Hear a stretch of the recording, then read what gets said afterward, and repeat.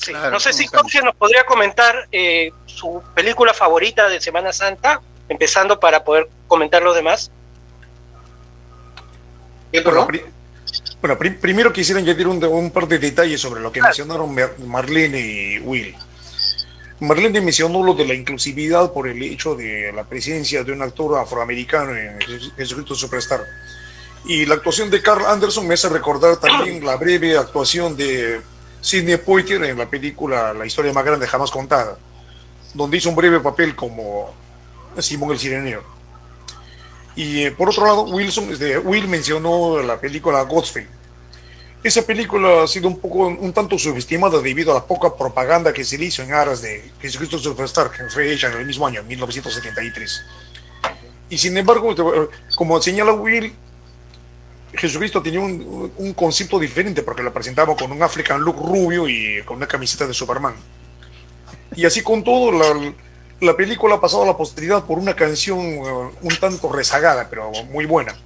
No sé si recuerdan ustedes el tema Day by Day por Robin Lamont.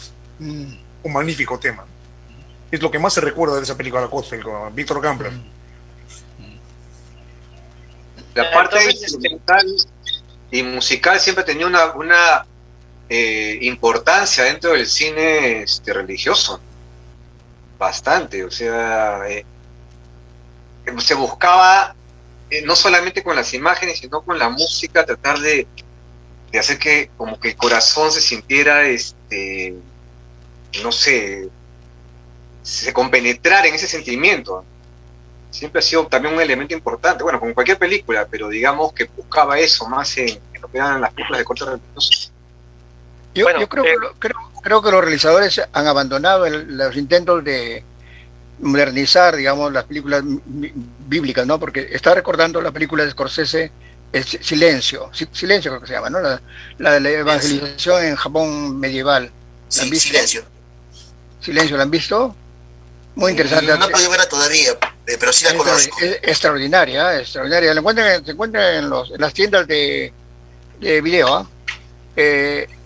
Por ejemplo, esa película funcionaría perfectamente para Semana Santa porque es, digamos, los mártires españoles que fueron a tratar de evangelizar al Japón medieval y fueron masacrados, ¿no?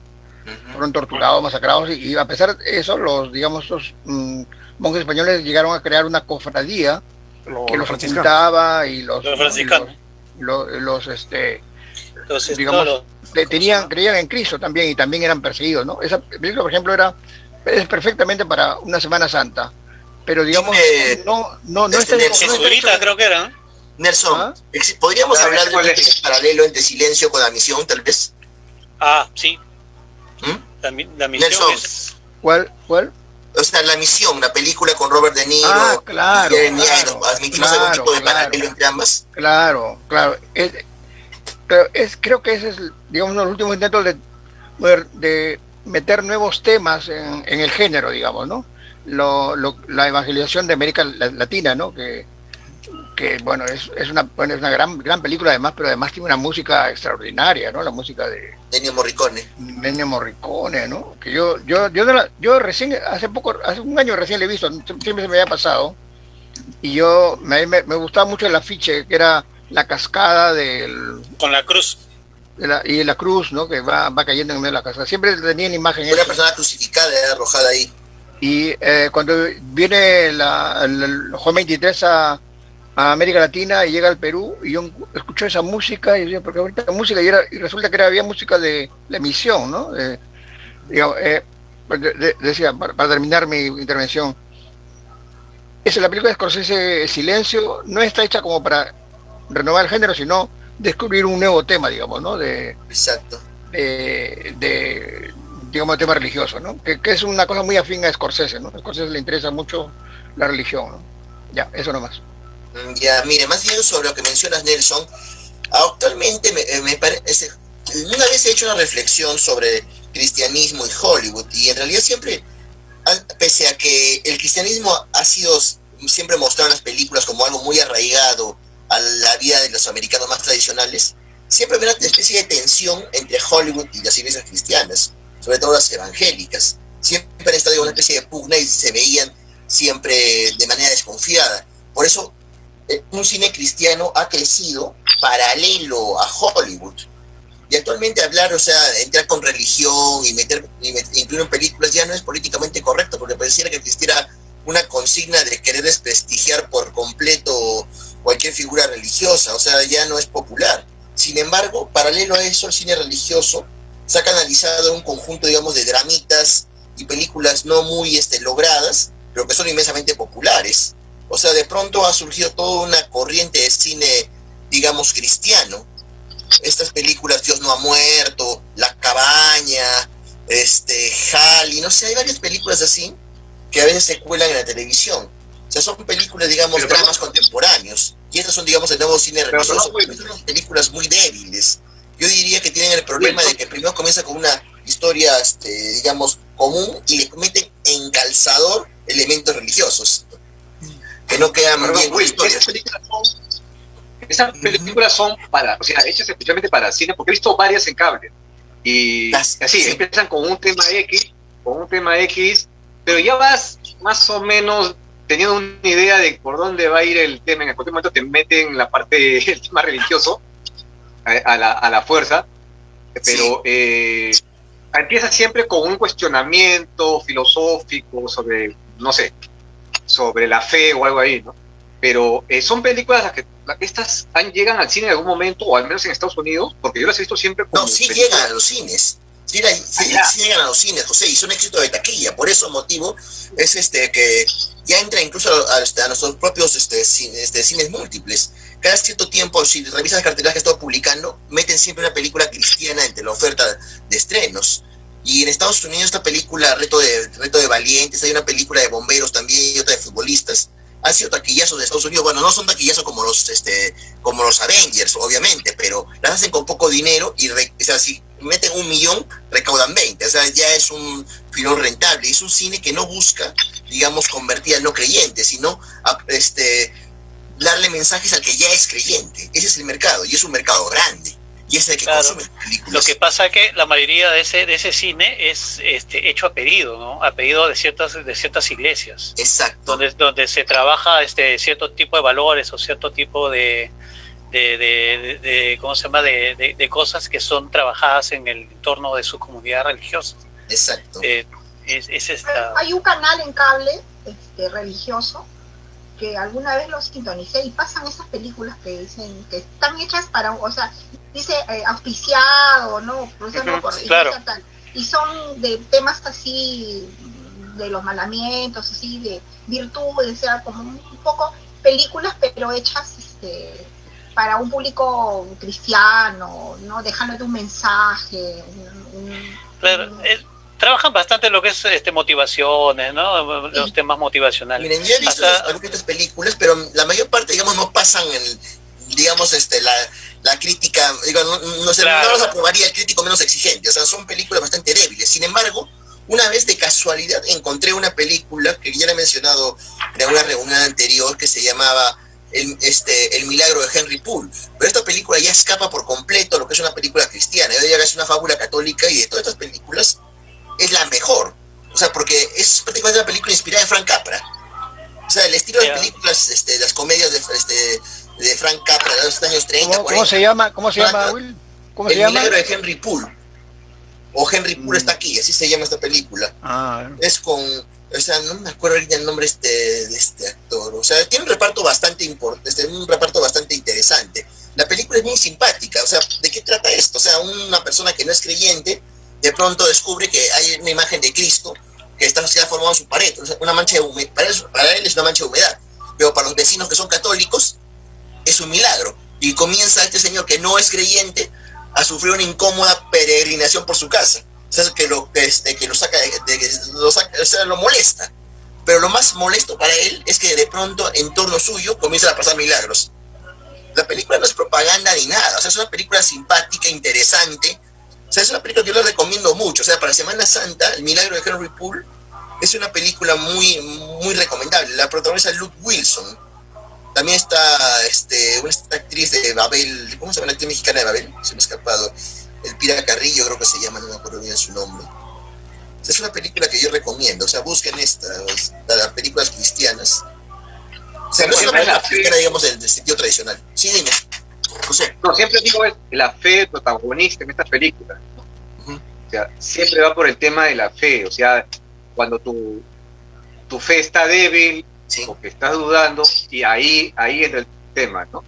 Sí, y sí, es para reforzar definitivamente que ya son creyentes, porque quien, digamos, no está muy apegado al tema religioso, estas películas son ya demasiado, no son digeribles, digamos. Sí, pero como te dije, esta que te menciono escapa ese estilo, o sea, no tiene nada que ver con eso. Es, digamos, una película más al estilo Capra que a una película cristiana promedio. Ajá, Luke Wilson. Juan Carlos Aguirre, quien recién se conecta, nos menciona que dice que Willax los domingos por la mañana pasa películas de corte religioso. Por su lado, José Romero Carrillo nos dice que en Cinemar ha traído nuevas salas. Ha traído a nuestras salas muchas de estas películas cristianas contemporáneas. Sí. Por ejemplo, La Virgen de Fátima, la saga de Dios no ha muerto, Reto de Valientes, por ejemplo, dice. Sí. Seguro porque tienen compromisos adquiridos de Estados Unidos, ¿no? La empresa más grande es Pureflix. En realidad no es tanto porque tengan compromisos adquiridos, sino porque estas películas en realidad sí son taquilleras, sí tienen un público, o sea, se han hecho su lugar, porque si es que las trajeran solamente por cumplir compromisos, los cines las cerrarían a los pocos días. Son películas que por sí mismas consiguen éxito, pero yo bueno, personalmente me parecen telefilmes poco interesantes. O sea, la mayor parte no va, como quien dice. O sea, tienen actores conocidos, pero no pasan de parecer televisivas. Y los mensajes metidos con calzador.